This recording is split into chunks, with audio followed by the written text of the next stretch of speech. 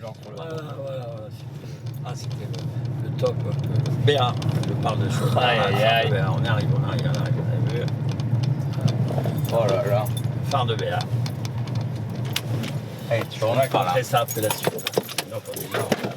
Oh, incroyable. Écho, épisode 4, Laurent, un podcast des dialogueurs. Comme je te l'ai expliqué, moi, il n'y avait pas de fantasme. Moi, c'est le hasard.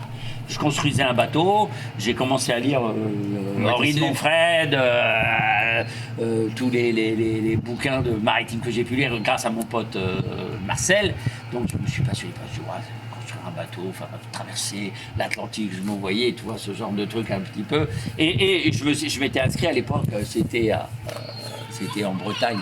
Il y avait un FPA, ça s'appelait, je ne sais pas si ça existe encore, ça. Et il faisait de la réparation navale. C'était un truc, tu allais 9 mois en formation et tu apprenais tout sur les bateaux. Donc je m'étais dit, je vais m'inscrire à cette formation. J'ai été à la NPE, puis j'ai vu électromicien, gardien de phare, je sais ça, tout. J'ai dit, bon, concours administratif. J'ai dit, au moins, j'en passe rien. Je passerai au moins un concours. Et j'en ai passé qu'un. Et finalement, j'ai pris quand même un bateau. C'est un phare quand même, un bateau. C'est un bateau fixe, mais c'est quand même... c'est la terre, mais ça reste quand même pour les bateaux, quoi. C'est quelque chose qui reste. C'est quelque chose... Quand tu es sur une île avec une lumière, c'est quand même la lumière, tu vois. Lumière intérieure, lumière extérieure. J'ai pris conscience tout de suite de la chance que j'avais de vivre un peu cette épopée-là, quoi, de garder un phare, tu vois. Moi, ça m'a jamais posé de problème de passer, d'être coupé de tout. C'est ce qui est le plus difficile, hein, c'est d'avoir une relation avec la personne avec qui tu es. Quand tu es 15 jours avec la même personne ou une semaine avec la même personne, tu as intérêt d'avoir fait un travail sur toi, parce que c'est souvent, t'as des gens, ils ramènent leurs problèmes au phare, tu vois. Moi, j'ai connu dans des phares où les mecs se parlaient pas, ils étaient une semaine ou 15 jours ensemble, ils se parlaient pas, ils s'écrivaient que sur la table. J'ai fait ça, tac, et hop, pas un mot, rien du tout. Tu faisais 24 heures, donc et à 1h du matin, l'autre prenait la relève jusqu'au lendemain, 1h du matin de l'autre jour, toi, et t'avais les mots d'écrit, stop, toi. Ils se croisaient pas, ils se voyaient pas. Pour trouver vraiment ta nature profonde, c'est ce qui est le plus difficile. Faut pouvoir casser tout ça et se reconstruire, tu vois. Faire un reset, et puis de se dire, waouh, qui je suis vraiment maintenant, qui c'est qui est dedans et qui veut être qui c'est qui peut renaître là au fond de toi-même. Le gars, il s'est ça. bien posé la question.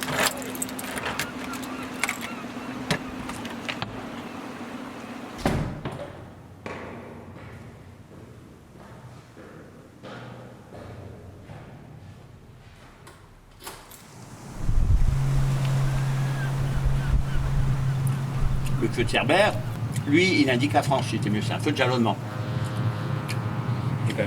Il indique un peu la frontière. Lui, il doit avoir 4 éclats réguliers, ça doit être toutes les 12 secondes, je crois. Je suis pas sûr, mais je crois que c'est 4 éclats réguliers toutes les 12 secondes.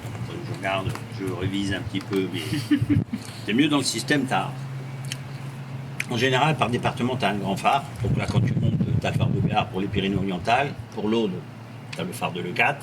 Pour l'Hérault, tu as le Mont-Saint-Clair, c'est vraiment un grand phare. C'est un feu d'atterrissage, comme on dit. C'est mieux, c'est des phares qui éclairent un minimum à 20 000 nautiques et que, avant de voir la terre, on voit le phare. À l'époque, les bateaux naviguaient au large. Ils longeaient les côtes, pas forcément près, mais servaient de ces phares. Après, plus ils se rapprochaient de la côte, donc tu avais le grand phare, le bateau qui allait à Port-Vendre, il se rapprochait de la côte, hop. Il voyait le phare de Béar et après il commençait à voir le feu de Cerbère parce que c'est un feu un peu moins puissant mais quand même un peu puissant, tu vois. Il pouvait se situer en arrivant au port par rapport au feu de Cerbère, tu vois. Et après plus il se rapprochait, il voyait le feu du Môle, c'est le petit feu rouge qui est à l'entrée là, tu vois. Il voyait celui-ci et avec les signaux, chaque phare a des rythmes et des signaux différents, donc tu peux savoir où c'est que tu approches, de lui sur une côte. Même s'il est vert, il est rouge, il a un rythme qui est propre à lui aussi avec. Regardez Arago, c'est là où on a vraiment structuré les phares, on a fait un service, il était catalan d'ici, mais c'était français à l'époque, hein, c'était pas encore... Mais qui a fait venir Augustin Fresnel, qui a fait venir plein d'ingénieurs et qui a structuré vraiment le service qui est devenu la direction des phares et balises. Voilà, moi j'ai connu, encore en 86, on avait un directeur direction. C'était la direction des phares et balises. On avait des gros monuments, enfin des gros bureaux à Paris, je ne sais plus quel endroit, avec vraiment installé. Tu vois, en 86, il y avait encore 1600 ou 1700 personnes qui travaillaient aux phares et balises. Aujourd'hui, sur les 250, c'est beaucoup, moi je suis plus du monde, 250 personnes. Comme les gardiens de phare, avant il y avait un gardien de phare par phare et maintenant un gardien de phare ça n'existe plus. Il ne faut pas dire gardien de phare, surtout pas dire gardien de phare. Technicien. Pourquoi? Parce que, c'est anecdotique, mais c'est une anecdote qui est vraie. Parce que pour la presse, pour le truc, chaque fois qu'il y avait des documents ou des reportages, ce qu'on voulait avoir, c'est le gardien de phare. Tu vois, pas l'ingénieur, c'était le gardien de phare qui était sur place. Et ça, et beaucoup de responsables, de services, tout ça, ils nous en voulaient. Ah oui, ils ont eu mauvaise, ouais. C'est pour ça qu'on a aussi un petit peu cassé notre image de trucs. Non, vous êtes des techniciens, vous n'êtes pas des gardiens de phare, voilà. Vous êtes des contrôleurs. Des électriciens, vous êtes des électriciens. Contrôleurs, interchangeables, tout ça. Parce qu'avant, c'était ça.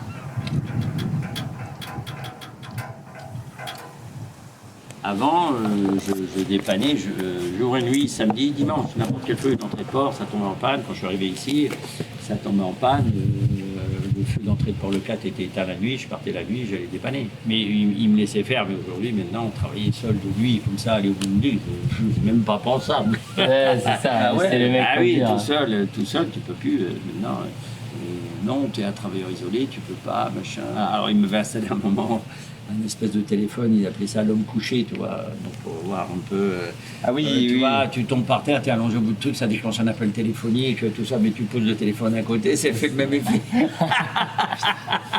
ça s'automatise, et je pense que quand je partirai, l'organisation changera, c'est sûr que l'organisation changera. Il n'y a plus beaucoup de gens comme moi qui soient complètement autonomes. Bon, on est parti. Allez, vous les jeunesses. Vamos. Paf, paf. Vamos. Allez. Le petit couteau suisse, n'oubliez pas. Ah, la dernière, le couteau suisse, il est ouvert. Il a plus beaucoup de gueule.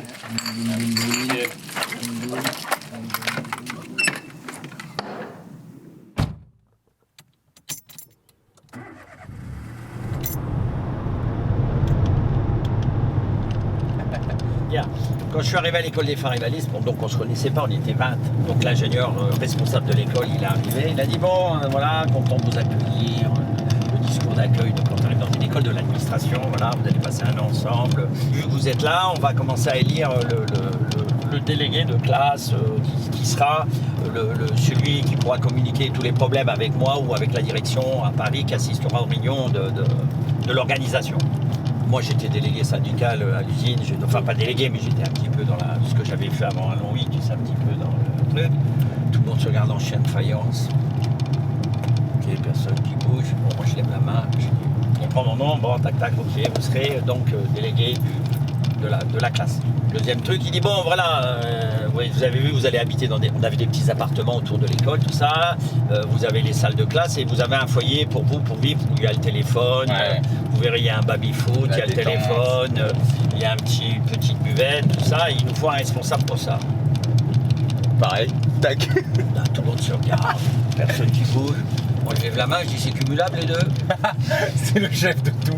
Le patron. Ils avaient pris la meilleure place. Le délégué, c'était 2 réunions par an, c'était rien. Mais responsable du foyer, tu tenais tout. Tu tenais tout le monde. Là, ça commence à être bien c'est sympa. ça, la Là. côte Voilà, Vermeille. ça y est, on commence à aller dans les montagnes, vous voyez.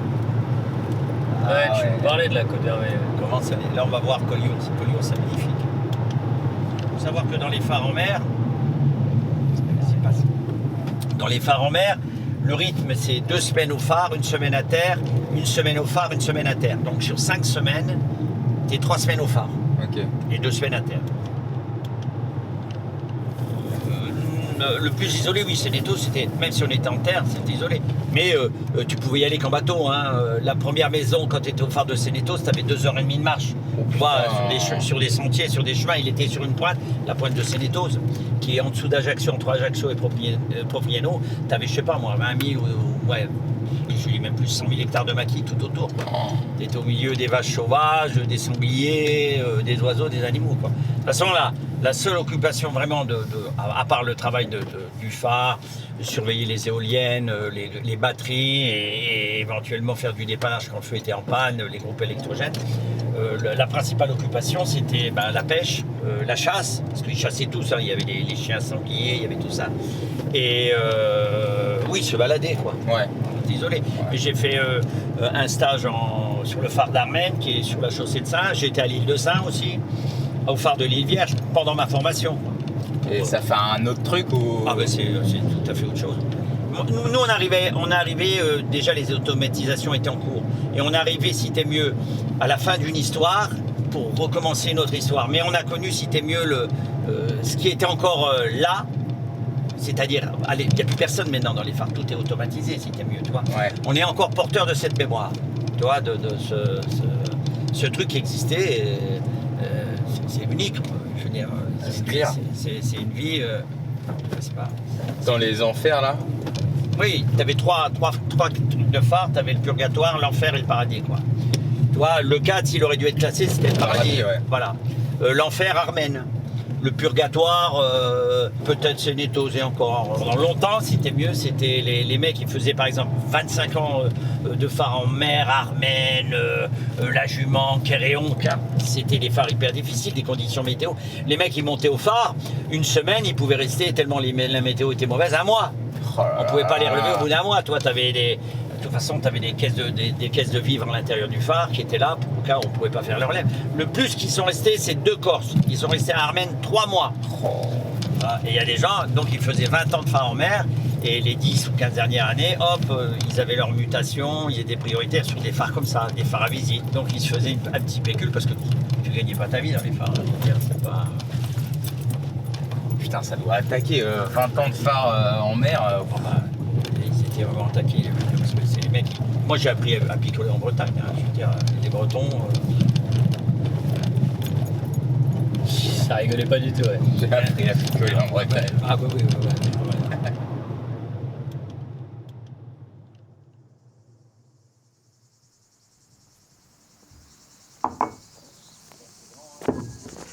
Il manquait un phare pour l'iceberg. Non. Ah, je sais plus, Julien, il avait dit qu'il voulait les garder pour sa copine. À un moment, il avait dit ça. Je sais pas maintenant s'il les récupère. Et t'as vu qu'en fait, c'est un mélange sirop de cerise ouais. mélangé au marc. Ouais. C'est pour ça que ça fait le... En fait, quand tu la sers, il faudrait la secouer. Ah, peut-être. On l'a pas secoué alors. C'est ça. Vous avez vu le sirop? Nous, on a eu le sirop, là. Ah, il était pas trop mauvais, le sirop ou pas? Non, il était bon, il était bon. Hein. Alors, Moi, j'aime bon, pas. Attends, la cerise, c'est jamais mauvais. Hein. T'avais pas... Voilà. Voilà. J'ai toujours ce temps. Ce matin, à 4h10, j'étais médité. Je suis arrivé à côté du grand arbre. Et il y avait quelqu'un qui avait... Tu vois, la planche de bois elle était recouverte de trucs. Il y avait quelqu'un qui avait tout nettoyé et tu voyais plus que la planche de bois dessus. Et c'est quand j'ai regardé, j'ai dit, oh, tiens, il y a quelqu'un qui est passé, qui s'est mis assis. Puis je me suis mis assis et j'ai médité plus d'une demi-heure là, tranquille. Tu vois. C'est comme tout, le matin quand tu te lèves, la première des choses qu'il faut... Enfin, moi, ce que j'essaye, je dis, ça va être une belle journée. Tu dis, ouais. Pourquoi pas sourire? Pourquoi tout... Moi j'ai la chance, je prends les choses avec beaucoup de recul, c'est pas gênant. J'ai pas, je trouve que j'avais une vie plutôt vraiment une vie de merde quand je travaillais à l'usine de 6h à 2h et de 14h à 22h, même si j'avais tout ce qui, toi. Tu te le disais ça quand même À l'époque je rêvais, moi je sortais à 18h quand les chefs partaient, tout le monde partait, on sortait dehors avec, j'avais un pote qui s'appelait comment Jean-Michel, je crois, on sortait dehors, on disait putain, il faut qu'on se barre de cette boutique. On savait déjà dans notre tête qu'on n'allait pas rester et qu'on n'allait pas. Et puis les choses se sont mises en place tout seul. Moi, c'était pas. Non seulement c'était un job qui me nourrissait pour l'argent, mais il me nourrissait surtout intellectuellement, spirituellement, c'était surtout ça. C'était un travail d'aventure. Je me suis dit tout de suite, putain, qui c'est qui fait ça? Qui c'est qui garde des phares en mer? Je ne reconnais pas, quoi. Est-ce que je veux dire, je venais de la sidérurgie, des cheminées d'usine et de tout ça. J'arrive, je vais dans la lumière. C'est quand même magique. Oh, putain, c'est comme ça, putain. Oh, quelle chance, quel truc, quelle opportunité, putain. On était à l'époque, après, on était 350 gardiens de phare, putain. Il y a 50 millions de personnes, je suis dans les 350 gardiens de phare. Les pensées qu'on véhicule, c'est vachement important. Et quand tu te dis, il vaut mieux le matin. Quoi qu'il t'arrive, il y a toujours quelque chose de positif. Il faut chercher, même si c'est négatif, il y a toujours une leçon à sortir et il y a toujours quelque chose de positif qui va t'enrichir, tu vois. L'univers, il répond à tout. Et soyez-en conscients, hein, vraiment. Il répond à tout. Quand tu es un peu en désespoir ou en truc, quand tu commences à douter de toi, il t'arrive une petite perle comme ça pour te dire, allez, arrête de désespérer, la vie elle est belle, sois heureux, sois bien, la vie elle est belle, elle t'apporte ça. Et tu dis, oh, merci. Ah, putain. Merci. Ah ouais, ça c'est beau, merci. Voilà. Mais c'est des cadeaux, t'en as tout le temps, mais on n'est pas conscient de ça.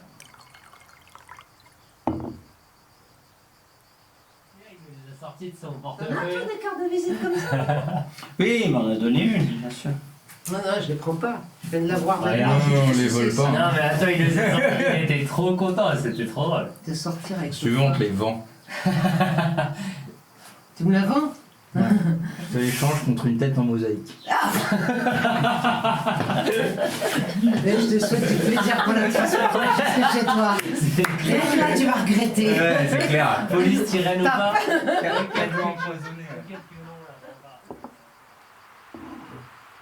Castaneda, surtout les premiers bouquins que j'ai lus, c'est Castaneda, tu vois, c'est tous ces trucs qui m'ont fait un peu rêver.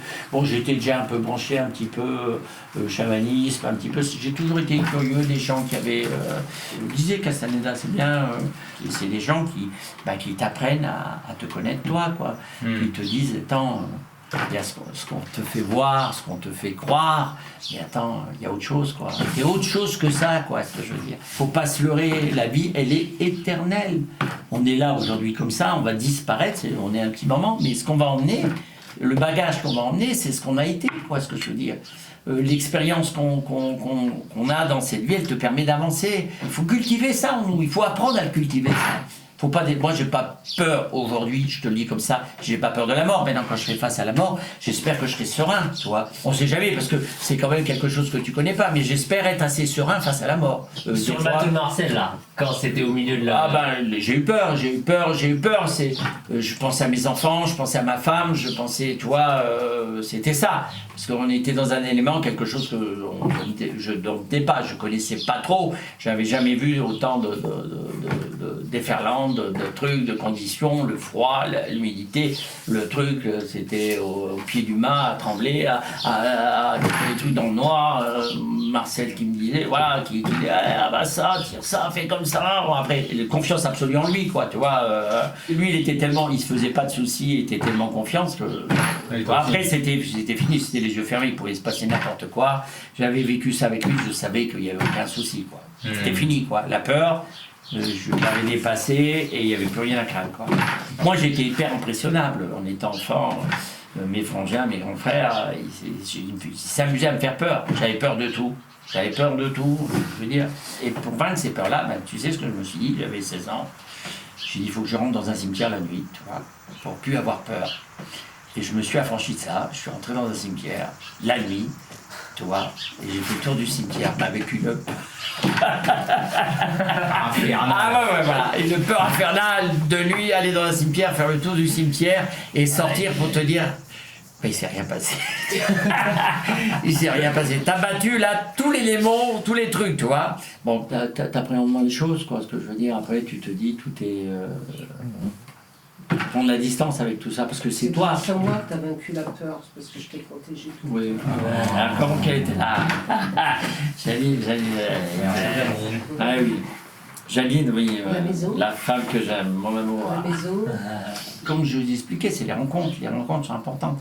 Il y a des gens qui sont sur votre chemin, hein, ils vont vous planter une petite graine. Et vous verrez, après, ça germe, ça. Ça germe dans l'esprit. Ça germe dans l'esprit, ça germe, et voilà. Et la puissance des mots, les mots sont puissants. Tu vois, les mots sont. C'est plus fort que tout, une parole. Tu sais, on peut. Voilà. Avec une parole, tu peux tout détruire. Comme tu peux tout construire. C'est pour ça qu'il faut se méfier quand on parle. Dans les 5 ans ou 10 ans qui viennent, tous des mecs comme moi, ils vont disparaître. Et il n'y aura plus rien. Ça, historiquement, des gens qui ont vécu l'école des phares et balises, l'école de tout ça, et qu'on fait, il n'y en aura plus, quoi. J'ai 65 ans, je vais partir, donc c'est l'année prochaine. Mais je peux tirer encore 2 ans de plus, quoi. ma vie va s'arrêter au faribalisme, mais je suis parti sur un autre truc. Tu vois, tant que tu as des projets, tant que tu restes comme un enfant, tu vois, c'est important de rester comme un enfant. Je pense qu'il me reste encore beaucoup de choses à faire, tu vois, c'est pas la retraite qui va m'arrêter, je vais construire encore des choses et on est toujours dans le mouvement. Avec Janine, on est toujours dans cette espèce de mouvement de dire on va pas être des petits retraités, des petits machins. Non, moi ça peut pas. J'aimerais bien aller marcher vraiment pendant 1 mois ou 2 mois, faire les chemins de compte postal pour me vider la tête. Ça, j'aimerais bien, c'est le genre de truc que j'aimerais bien faire, aller poser une tente n'importe où, dormir à la baie d'étoiles, tu vois. Ah bah tu veux bien, nous on t'emmène. Voilà, faire ce genre de truc. Voilà, après il y a d'autres choses que j'aimerais bien faire, tu vois, au fond de moi-même. Je pense que là, je suis sur un trip de faire de la sculpture et je vais continuer à sculpter. Et je pense que je vais sculpter des plus grosses pièces ou je vais assembler des plus grosses pièces. Je pense que j'ai quelque chose à travailler dessus, là-dessus.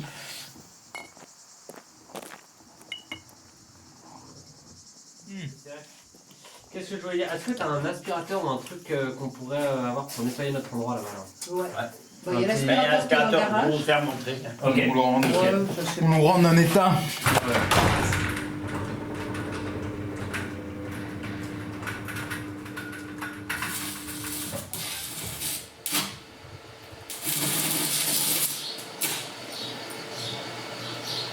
La fonte, normalement, il faut chauffer. Chauffer deux pièces. Non, juste les chauffe au rouge et tu soudes. Pour que la soudure, elle pénètre dans la fonte. Exactement comment ça s'est passé, je vais te dire. Il y a 5 ans à peu près, il y a 5 ans, j'avais un pote, et que j'ai toujours, tu vois que je m'inquiète pour lui, je vous en ai parlé un petit peu. Ah, c'est lui. Voilà.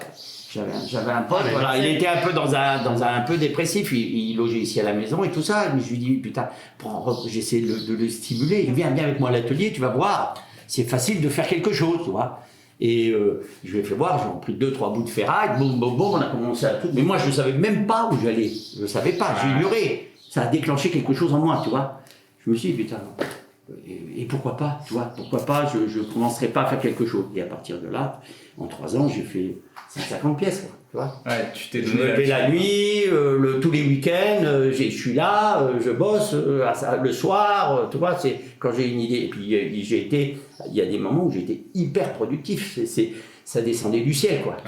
Tu vois. Ah ouais, Ça c'est toi qui l'as fait ça? Ah non, c'est pas moi ça. Non, c'est pas moi. Non, c'est un copain qui est venu et il m'a mis un lustre. Tu vois, le lustre est en dessous et la toile, le lustre, voilà, il est en dessous et le bateau tourne au milieu. Tu vois, lui, je sais qu'à un moment, je vais le prendre, je vais faire une pièce, un support ou un truc où je vais faire quelque chose, mais je vais l'intégrer dans quelque chose. Mais il faudra que ça soit la ferraille qui me parle. Il faudra que ce soit le fer qui me parle, tu vois. Je ne vais même pas le coller parce qu'il tient tout seul. Voilà. Hein? Voilà. Pas mal comme ça, non? Pas mal. Robert. Ouais, je sais pas s'il va plaire à Janine, mais bon, tu vois. Déjà il te plaît à toi. Et à toi, il te plaît. Tu vois, déjà on est parti de rien, sans idée tout à l'heure, il y a une demi-heure, donc. C'est bénéf. Alors, on arrive à faire une petite pièce, un petit support, et voilà, après Janine,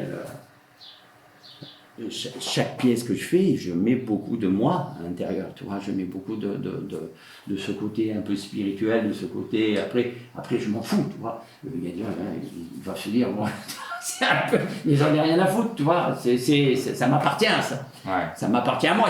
Au contraire, s'il y a des gens qui viennent et qui regardent et qui trouvent ça beau, je me dis, tiens, tu vois, la personne là, il y a quelque chose en elle, il y a quelque chose en elle qui fait qu'on est sur des mêmes vibrations. C'est comme ça qu'on peut voir, tu sais. Souvent, je suis surpris, moi, il y a des pièces que je fais, tu vois, je me dis, oh, ça va pas, tu vois, des trucs. Et puis, il y a des gens qui arrivent et puis ils disent, oh, putain, ça c'est bien, toi, toi. Je dis, putain, cette pièce-là, je n'aurais jamais pensé. Tu vois, qu'elle a trouvé la personne qu'il fallait. Et pourtant, elle a trouvé la personne qu'il fallait. Tu vois. Mais tu sais ce que tu mets quand tu le mets ou juste. De quoi? Comment? De toi, tu sais. C'est hyper actif ou. Oui, moi, tu vois, écoute, c'est ça, tu vois.